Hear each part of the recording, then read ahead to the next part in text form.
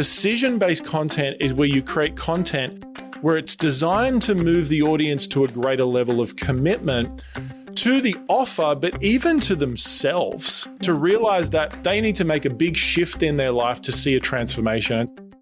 Hey, my name is Jenna Kutcher, and I am obsessed with all things business, marketing, numbers, and helping you to navigate both the messy and the magical seasons of this thing called life. I'm a small town mama who took a $300 camera, grew a successful photo biz, and now I work from home and run a 7-figure online business. I teach you the tried and true secrets to building a career you adore. Shy away from the real talk? No way. Money, hardship, growth, loss, and marketing are all topics we discuss here. Think of this as your one-stop shop for happy hour with a gal pal mixed with business school. Pull up a seat, make sure you're cozy, and get ready to be challenged and encouraged while you learn. This is the Goal Digger Podcast. Is there anything worse than creating a new offer and sharing it with the world and only hearing crickets? Like, I get it. It is honestly the most disheartening thing that can happen to you as an entrepreneur when people aren't excited to hit the buy now button.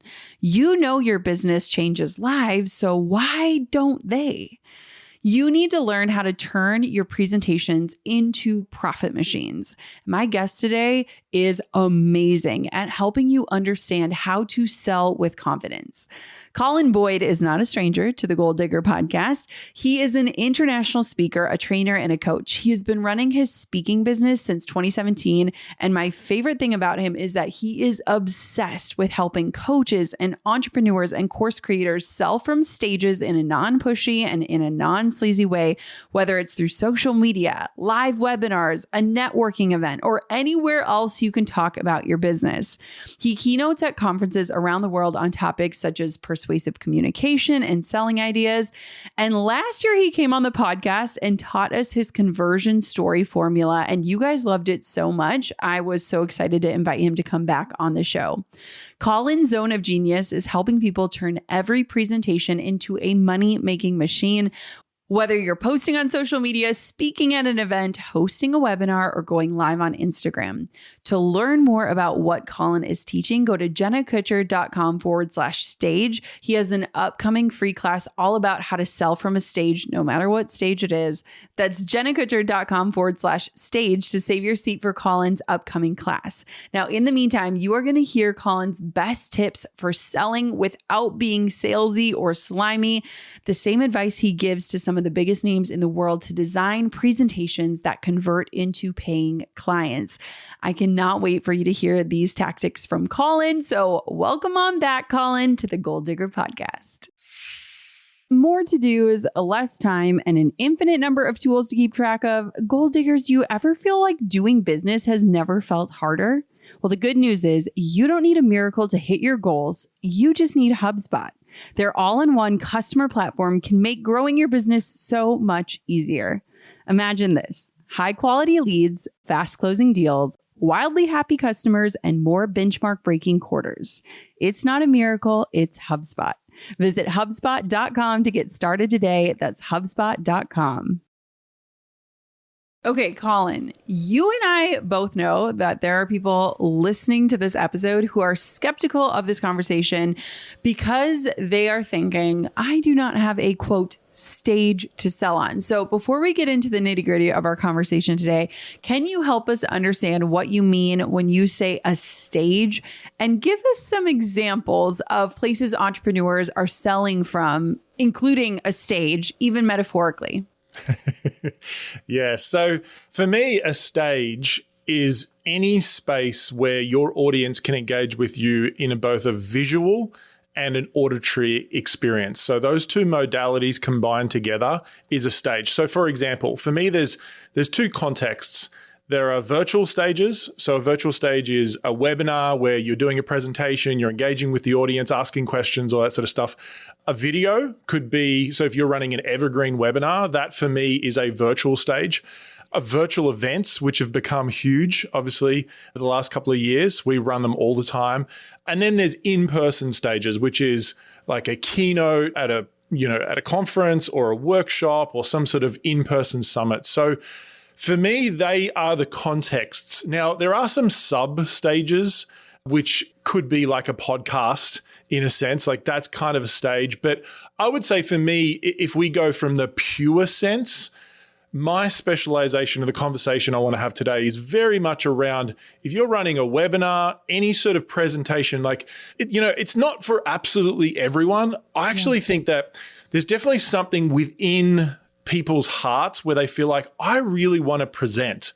I want to bring my message to the world, and I want to it could even be a live stream, but it's anywhere where you're presenting your ideas and people can visually experience you and verbally engage with you. That for me is a stage. So that kind of sets some context. So if anyone wants to use that type of stage, that's what this conversation is going to be about. Okay. I am here for that because even I'm like, I don't really speak on a lot of stages. So like, what does this mean? So I do have a lot of virtual stages. So I am in. Buckle up. Okay. So one of the things that I would love to talk about is thinking about the key elements of like taking something that's just a presentation and turning it into a moneymaker, like a money-making machine even. So what strategies or techniques do you recommend for someone who's already going to be presenting, but to kind of add a little bit of strategy that can really drive some results for them? Yeah. So first off, what I want people to realize is that they only need one high converting presentation to scale their online course to the moon and back. They only need one. And I see this happen over and over and over again. In fact, I just got off a conversation with one of my students. Her name's Lindsay. She's like a Midwest town mum. She's got a young son who's actually got disabilities. And she said to me, she was like, Colin, I don't have much time. And she said, but I followed this process, which we'll go through today, in building a high converting presentation. And she said she delivers this presentation. It's the same presentation. She delivers it once a week. And she went from doing like a couple of $1,000s a month to, she said she's doing over $30,000 a month now, working part-time in her business, doing this same presentation over and over again. Now she finds new audiences. I get that. But she's like, Colin, it's the same presentation. I didn't believe that I could actually just do the same one. So just to set the scene for everyone, because sometimes people get overwhelmed. They're like, oh my gosh, I've got to create new presentations all the time. No, you don't. Right. And I know even for you, Jenna, we've had many conversations about your webinars and things like that. Probably, tell me if I'm wrong, they're probably pretty similar presentations every single time related to the one product, right? Totally. I mean, we literally do the presentation once a year, and it's an iteration of the last version of it, just with updated stories and stats and data. Yes. And so this is what's cool as a foundation for people before they get overwhelmed, is to realize you just need one great presentation, right? That's the mountain we need to climb. Yes. So the question is, how do we take a regular presentation and turn it into a money-making machine? Well, I think everything starts with the offer. So when you think about a presentation that sells, as opposed to a presentation where you're just generally teaching content, the first thing you must do is you go to your offer. And the question I like to ask is, what are the things that the audience must believe about the offer and about even the context of what you're teaching in order for them to say, yes, this is the right next step for me? So when you're designing your presentation, the mistake that people make is they go into their course for their content. So they go, okay, I'm going to run a webinar. I've got this webinar coming up. It's going to be 60 minutes or 90 minutes. And they go, what's the coolest stuff that I can teach from my course in this webinar? And if the audience really likes it, then they're going to, and they'll say, oh my gosh, I just got this for free. Imagine what I get when I pay. Does that make sense? Like this is one way of thinking. Now, the problem with that way of thinking is that it leads to a lot of overwhelm. And because what happens is if you give too many steps and practical actions in a training, the problem is that the audience is not yet committed to the outcome. And so what happens is the audience hears all of this cool content and you give them all the how-to, all the practical things, and the audience just feels really overwhelmed. And then this is what they say at the end. They say, Colin, Mike, Jenna, whatever your name is, they say, this is so good. Just give me 6 months to get through every single thing that you've given me in the last hour. And then I'll come back and I'll consider your offer at the end. And so the problem with this is that it's information-based content as opposed to decision-based content. And so decision-based content is where you create content where it's designed to move the audience to a greater level of commitment to the offer, but even to themselves, to realize that they need to make a big shift in their life to see a transformation. And so one of the big shifts is going from just teaching content and then whacking an offer on the end of it to going, the offer is the beginning, and working back and going, what is the content I need to put in place where the audience by the end goes, this offer aligns directly with what we've been going through this whole presentation. And it just makes total sense. And I love you, the presenter. I love the content. Like, let's go. And that's a totally different mindset. I'll never forget when I got my first online course idea. I was so excited about the content, but I was so worried and overwhelmed with how to create it and where to host it and how do I let my students log in. But then I discovered Kajabi and everything clicked into place. Kajabi is the ultimate all-in-one platform that helps you build awesome online businesses and make steady, predictable revenue. I love it so much, I have been using it for a decade, and it has only gotten better over time. You can take all of your amazing skills, passions, and experiences and transform them into empowering online courses, membership sites, subscription podcasts, fun communities, personalized coaching, and so much more. Kajabi doesn't take a single cent of your revenue. That's right. You get to keep 100% of what you earn because everything is owned and controlled by you. With Kajabi, you get all the tools you need in one spot: detailed analytics, easy ways to get paid, awesome email marketing tools, and customizable website templates. And guess what? You don't even need to have a massive audience to make a sustainable income. Thousands of creators on Kajabi are making 6 and 7 figures with fewer than 50,000 followers. So if you are a one-person show needing a helping hand, Kajabi is your secret weapon. Right now, Kajabi is offering a free 30-day trial to start your business if you go to kajabi.com/goal. That's kajabi.com/goal.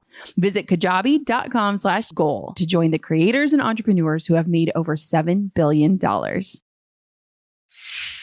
I will never forget an anniversary trip that Drew and I took years ago where we drove the Pacific Coast Highway from LA to San Francisco. And I was so excited because I was in charge of booking the Airbnbs for the trip. And after looking through all of our options, I found the one. Found this farmhouse where we could rent out a room and wake up and collect our own eggs for breakfast in the morning, feed their alpacas, and play with their goats. When we arrived at this Airbnb, the hosts were there waiting for us with a chilled bottle of wine. They showed us our room and bathroom, and then they gave us a tour of their farm.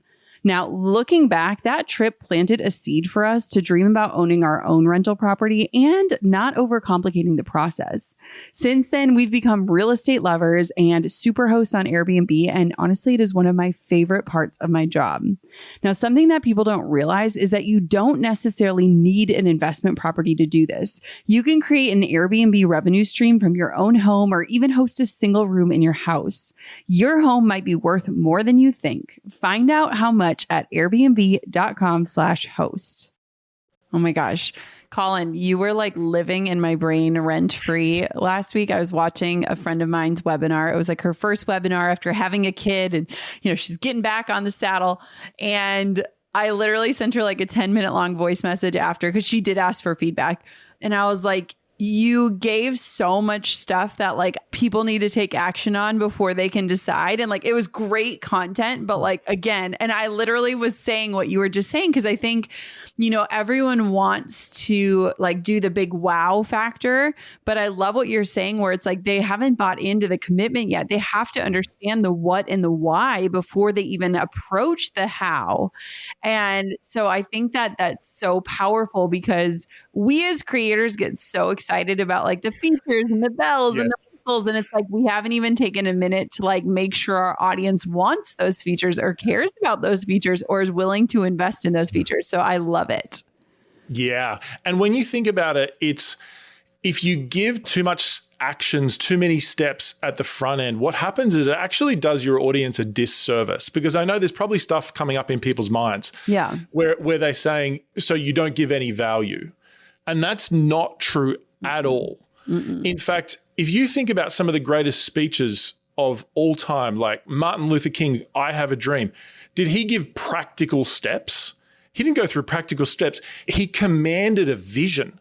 He brought people into an entire mindset shift in terms of how they would see society in their world. He didn't go through like, we need to do this step and this step and this step. So the value is not just in steps. Yeah. Value is actually found in a transformation of people's minds. And so what we must do is, rather than just doing steps, because you can do some steps, but rather than just doing all the how-to, we need to actually shift people's minds to get ready for a greater level of commitment to the offer or whatever it is. And so it's almost like taking off the handbrakes in people's minds. They have all these resistances of like, I'm not good enough, I'm not ready, I haven't done enough, all that sort of stuff, and all the fears that gets in their way. And if you can take those handbrakes off, get them to believe in themselves, get them to believe in the product, and get them to believe in you as the creator. Those three things create commitment to the next level. Yes. Oh my gosh. I couldn't agree more. You know, it's so interesting, Colin, because I feel like something fascinating happens when people shift into selling. And I think that a lot of people can serve rather naturally. It's not as scary. They can create content around serving and things like that. But there's just something in our wiring that the minute we go to sell, it's like something happens. We seize up, we get clammy, we talk faster, like all these different things. And so can you talk to me about some of the mistakes that people make when they go to sell online? Because I think we see them all the time. And I think that people are so afraid of doing them that they don't even do anything that leads to results for them. Yeah. Well, I think about it like this, you know, Jenna, even for you and the listeners, have a think about someone who has made a transformation in your life and someone who you've actually paid them money or you've given a significant amount of time for, or someone who has, you know, maybe it was a book you read, maybe it was a course you did. I know for me, I think about different mentors in my life. And if I didn't have them in my life, I wouldn't have built our multi-million-dollar business. I wouldn't be living in the USA. I wouldn't be at the level that I'm at. I wouldn't have the life that I have. If they hadn't of made an offer to me and essentially created a space for me to commit to myself to see a greater transformation. Now here's the kicker. The kicker is that you are that person for your audience.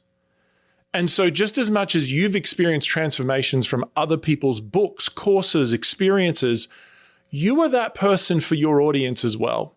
And so when we think about selling, rather than think of it as, oh, I'm just asking people to do something they don't want to do, think of it as you're holding a sacred place for the right person to enter and commit to themselves and see a transformation that they already want. And so rather than trying to think of it as the pushy, you know, kind of car salesy, sleazy, manipulative experience, it's not that. It's this experience of going, if this is something you want to create in your life, then I'm holding a space and have created a process for you to experience that transformation faster, easier, and to be quite frank, a lot less expensive than it would be to work it out yourself. And so if you resonate with me, you resonate with the content, then I'd love to invite you into that next step. The energy is an attraction-based energy rather than a pushing-based energy. I love that. I resonate with that so much. And it's so fascinating to me because there is something, and it's not like a men versus women thing, but I think women just like, we've all been sold to, like, marketers love us, right? Whether it's wrinkle cream or this new contraption we need to keep our kids busy and not mess them up. Like, we are constantly being sold to. And so I think that we just have this like negative experience with feeling like targeted without feeling heard or seen. And so I love how you position it as like selling as a service, because I do think it just shifts the energy and the intent. And for me, even I look at selling as like an invitation without like strings attached. Like if you RSVP no, you feel no guilt. Like that's okay. Like all I want is people to be confident in the choice that they make and not let other factors in their life make that decision for them. And so it's so interesting because shifting that relationship with selling really does allow you to serve people at a higher level, make a bigger impact. And it does like actually give you results, but it also gives the people who invest with you results. And I think that's just such a huge pivot that a lot of people need to make mentally first. Yeah. And I think that, if you're selling online courses or you're selling coaching or even products, you have to realize that essentially you are in sales. Yeah. But it's more how you do that. I had just hosted an event recently and I had a lady walk up to me. Her name's Verena. And she walked out, she said, Colin, I need to share something with you. And I was a little bit scared because I wasn't sure what she was going to say. But she started to well up in her eyes. And she was like, Colin, I just wanted to say that when I came in to your world, she was like, I had this goal of hitting $100,000 months. And she was like, within 8 months, she's hit it. She went from like 20,000 to 100,000. And she was like, I just want to say, Colin, you have freaking changed my life. And I just want to let you know that I wouldn't have experienced that without building this presentation. And for me, it just reminds me of like, that's why I do what I do, is because when the right person comes into an experience with the right offer, their life can never be the same. Like they truly see a transformation. I think everyone needs to keep that in mind of that. When the right person comes in contact with your offer, it's a beautiful experience of service. And in fact, it's service on the next level, because if you think about it, you can only get so much results with people for free. Because if you think about everyone in listening to this, I want you to think about, where do your best transformations come from? Do they come from your free content that you do on Instagram? Like, do people write and say, oh my gosh, this quote changed my life? Or does it come from your courses or your coaching and they say, oh my gosh, this changed my life, right? It's always your courses or your coaching. You get nice comments on Instagram, but it's the courses, it's the offer that truly sees people see a transformation. And so keeping that in mind, I think keeping that in the forefront when you actually make an offer on a webinar or on a live presentation or anything, it just makes you feel better about making the offer and realizing I'm not trying to get 100% conversion. That's not the goal. The goal is to find the right person and that they would join and see a transformation. It's so interesting too, Colin, because I feel like after, I've done webinars for 9 years now, almost a decade. And I used to be terrified of them. Like I prepared myself like I was going to war. Like food needed to be stocked up. I was going to be on all night. If the tech gods got me down, it was intense. It was intense. And that was how I learned launching. And it did not resonate with me and my personality. And now I get so excited because when I get on there, it's so amazing to see even the shift of commentary and questions and things like that. Like serving through a presentation is getting inside the head of the person who's watching it. Like where it's almost like they're like, get out of my head. Like you're answering the questions I have. You're hitting the objections that I've thought. You're telling stories that I can relate to. And it's such a beautiful thing because I am so unapologetic about selling my offers at the end, because for so many people, they're sitting there waiting. What is the next step? And we have this line in my business of no dead ends. Like when you listen to a podcast episode, I don't want it to end and have you be like, okay, well, now what? Or when you get to the bottom of a blog post, I don't want you wondering, okay, well, now what? And it's no dead ends. And so what's so beautiful about presentations is you get to present, you get to help people start to understand things. They might not buy on that training, but guess what? 6 months from now, a year from now, 2 years from now, they might be one of your most confident buyers. And so it's recognizing that you're planting seeds, but you're also serving the people who are literally waiting for you to tell them the next step, and they are ready to take the next step. And I think it's just I don't know. To me, it feels so awesome. Like it's awesome. It's exciting. It's fun. It's not draining. Like it's all of those things in one. It's just, I wish more people felt that way about it.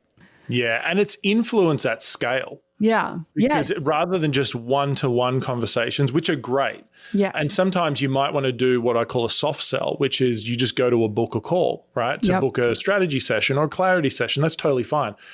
But when you do it on a live presentation, whether it be a webinar, a virtual event, in person, it's influence at scale. And there's something unconsciously accepted about a stage.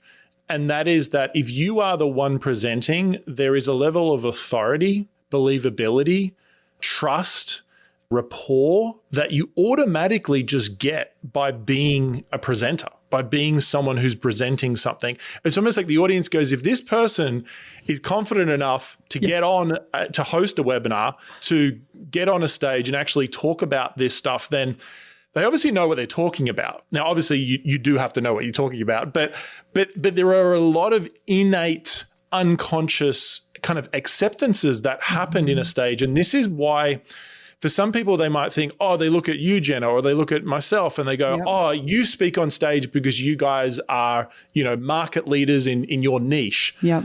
But the truth is that you just said to me, you've been running webinars for 9 years. Yeah. When you first started running your webinar, did you have tens of thousands of people on there, Jenna? No. I was lucky if I had hundreds. Yeah. I had like 20, right? On my first one. And then like 40 and then 50, right? And so the cool thing is that you start with where you're at. Yeah. And then it just builds. You declare to the market by bringing that leadership on a virtual stage or a live, you declare to the market by putting a stake in the ground and saying, I'm going to influence this marketplace and be a voice. Yep. And then you move towards market leadership. It's not the other way around. Yes. Oh my gosh. Let's talk real life for a sec. Okay, you know those marathon work days where you're hustling from one meeting to the next, and by the time you go to grab a coffee with a client or hug your partner, you're wondering if your deodorant is still going strong? Yeah, we've all been there. Luckily, Lumi Whole Body Deodorant is making sure we never have to worry about BO again. Unlike other deodorants, Lumi uses mandelic acid to stop odor before it starts, giving you up to 72 hours of odor control. Lumi was actually created by an OBGYN who saw how common BO was being misdiagnosed and mistreated. Now, fast forward 6 years, and it has over 300,000 five-star reviews. What I love about Lumi is that it's safe to use anywhere on your body, your pits, feet, under boobs, thigh folds, and even those sensitive areas. As someone who loves to work up a sweat and spends time in the sauna daily, I need something that will keep up with me. Lumi's starter pack is perfect for new customers. It comes with a solid stick deodorant, cream tube deodorant, 2 free products of your choice like a mini body wash and deodorant wipes, and free shipping. As a special offer for listeners, new customers get 15% off all Lumi products with our exclusive code. And if you combine the 15% off with the already discounted starter pack, that equals over 40% off of their starter pack. Use the code GOLDDIGGER for 15% off your first purchase at lumideodorant.com. That's code GOLDDIGGER at LUMIDEODORANT.com. A few years ago, my LinkedIn profile was dormant, and now I am amazed at the meaningful connections and opportunities on the platform.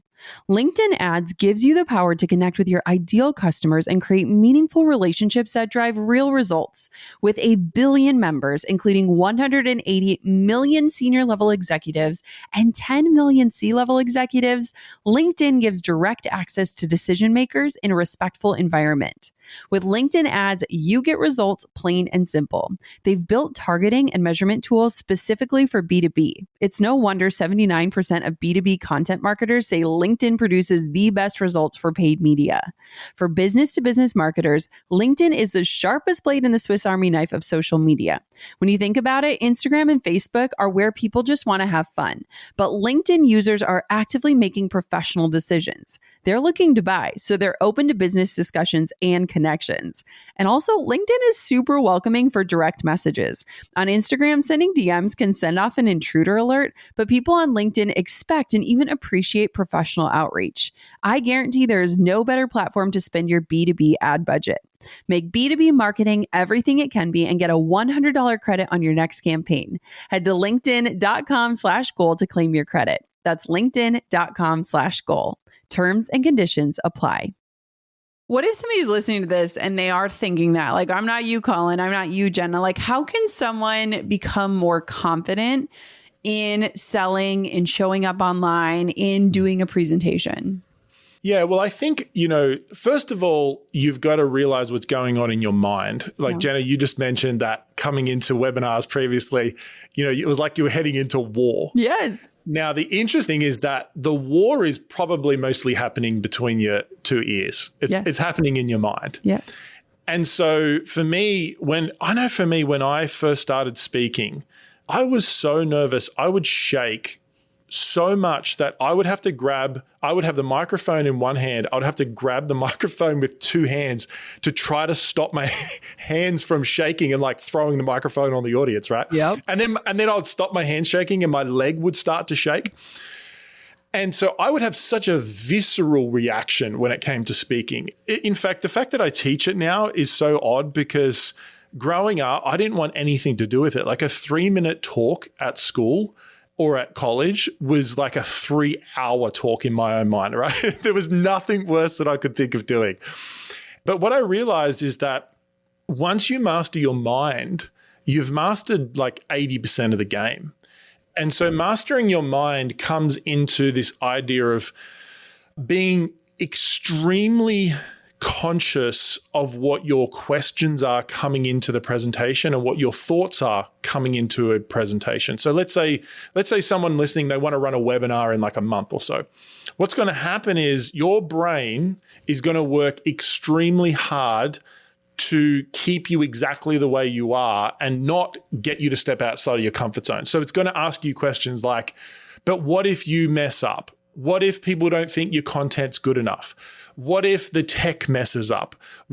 All of these things will come in, right? We all have this fear of not being enough, a fear of not feeling connected. We all have these fears. We have a fear of not being loved.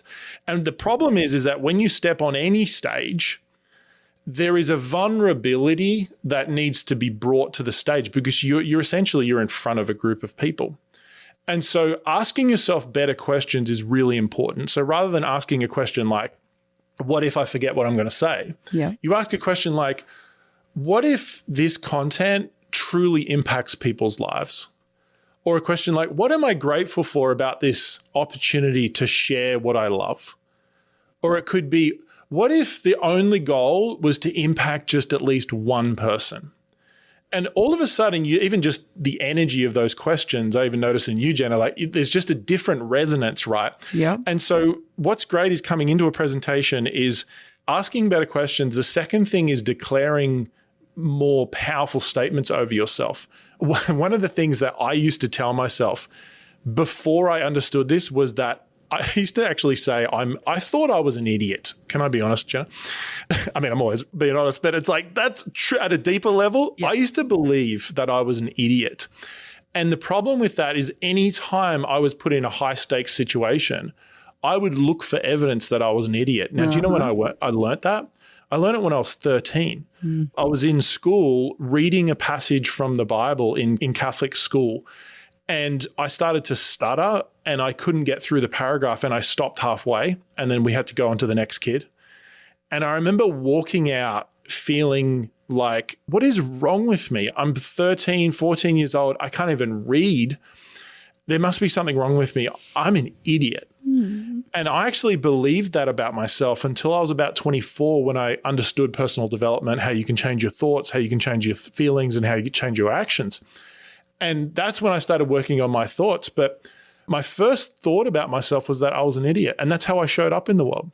And so I changed it to I'm a proactive, enthusiastic, intelligent individual. That was my first like declarative statement about myself. I'm a proactive, enthusiastic, intelligent individual. It's a bit of a mouthful, but that was my first one. But then I went on to go, you know what? I'm a transformational coach. I'm a world-class speaker. When I step on stage, I freaking rock.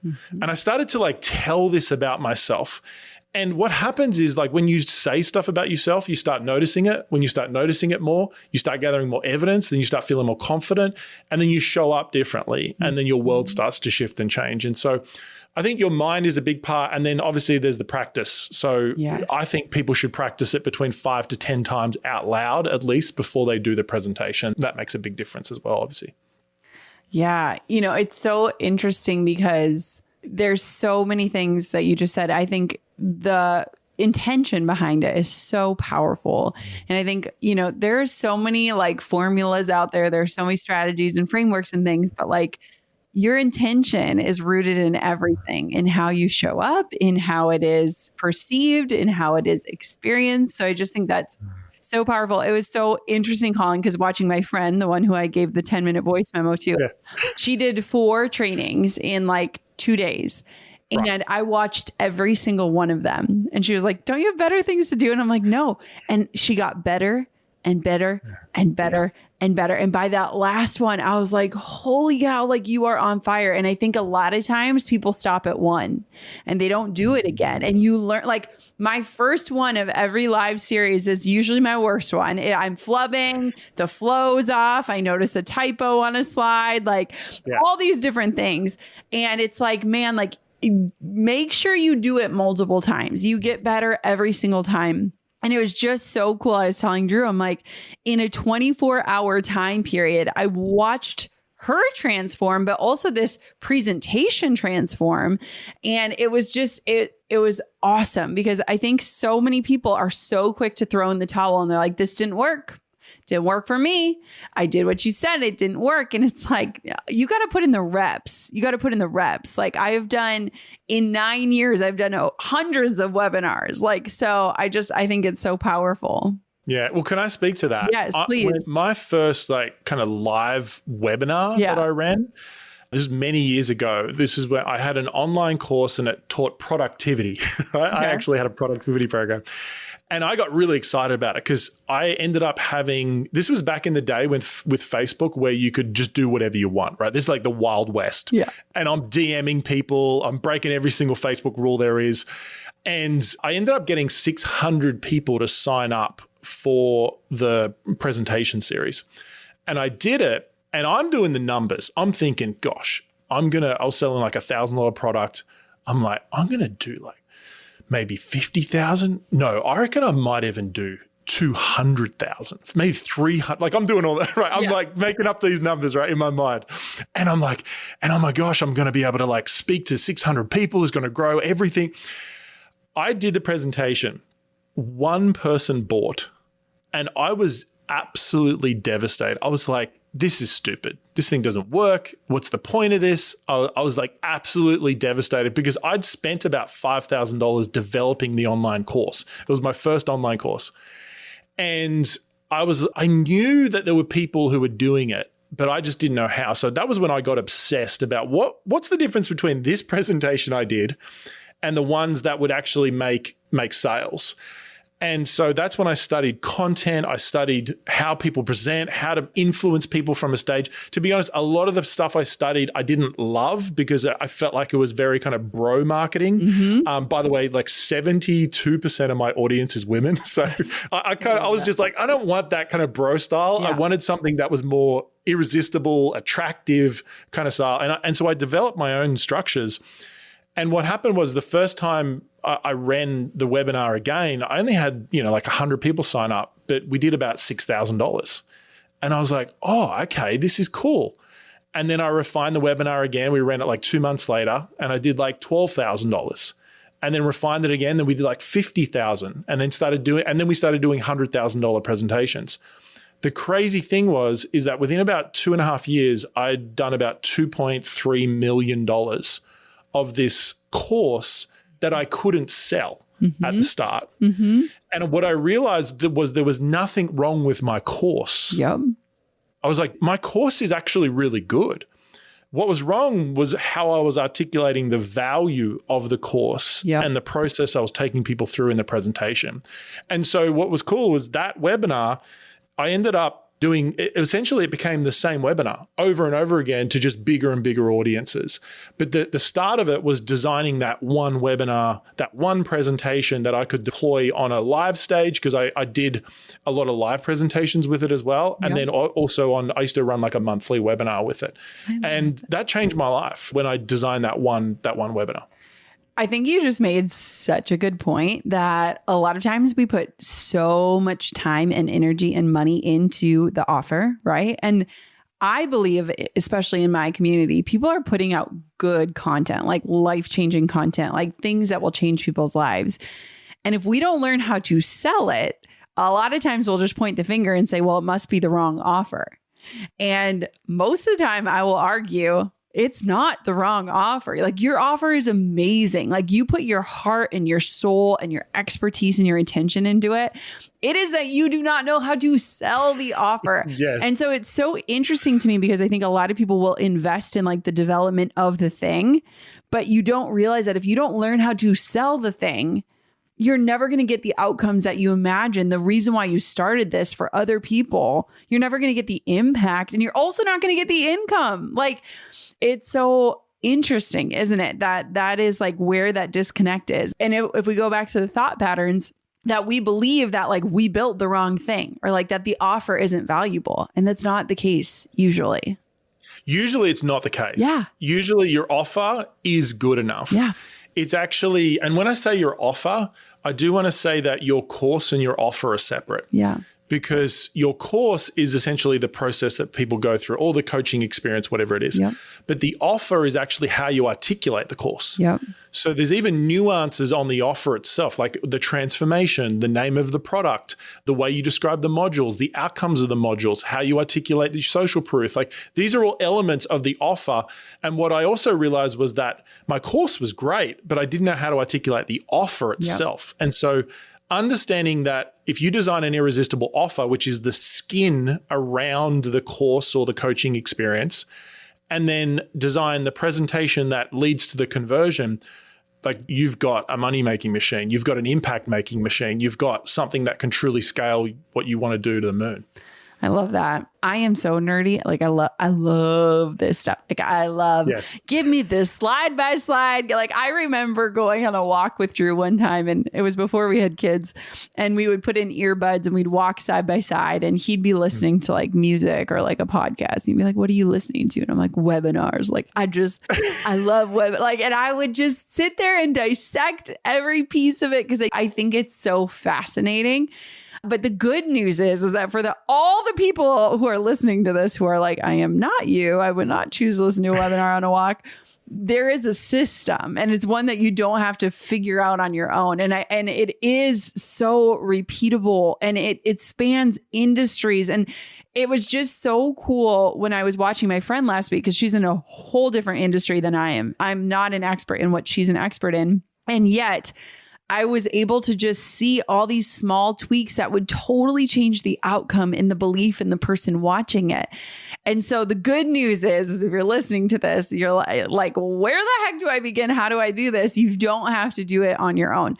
Colin, talk to us about this training that you have coming up, because let me tell you, goal diggers, real quick, Colin was on the show a year ago, and it was one of our best episodes we've ever had. So many people were so obsessed with what Colin teaches. And so I just want to like seed this with like, this is gold. So tell us what we can learn from you. Yeah, so I'm hosting an in-depth masterclass. Essentially, it's called How to Sell on Webinars and Live Presentations. And so essentially, the masterclass is the psychology of feeling confident to sell, and then also the practicality of structuring the presentation so that you actually end up getting clients rather than just nice comments and claps. That's essentially the outcome of it. Now, specifically, I'm going to be going deep into the type of stories. We haven't even had a chance in this conversation to go deep into stories. Like, stories are such a big part of selling without selling. So I'm going to unpack the types of stories you should be telling, how the overall structure of the presentation looks, how to go from like how-to content to decision-based content. I mean, for me, my goal is for everyone, no matter what, they'll walk away feeling clearer, more confident, really excited about building that one presentation that could truly change their life forever. And so that's the goal of it. And so whether you want to do virtual presentations on webinars or you want to speak on live stages, it's completely applicable. So excited. Go to jennakutcher.com/stage. And I've just got to give you a shout out, Colin. Like, I love what you do and how you teach it. And let me just tell you guys, like, I get Colin's strategies. I am someone who will like study what he says and implement what he does. Like if that man is in my messages shooting me something during a webinar, you better believe I am paying attention and I am implementing before the next one. And so I just think that how you structure it is so grace-filled and so exciting and so easy that it's like, everyone, if you struggle with selling, this is going to be so transformative to just the way that you look at it, but also like the way you embody your message and your mission. And I love what you do, Colin. Well, I appreciate you, Jenna, and I'm grateful for the opportunity to help more people. Like, when I got into this, my goal at the end of my life is to look back and go, I created a space for people to experience more of the potential than they could have ever experienced in their life. That for me is my goal, is that no matter what, people would feel like they truly walked in their potential.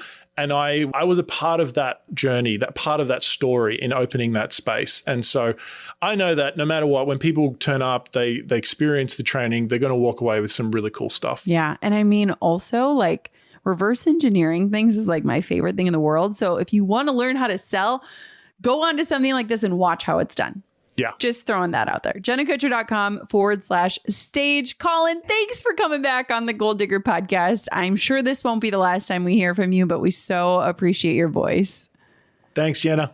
You the best. I have got to say that Colin's work has just transformed how I feel about selling, and it has changed the way that I show up when I sell.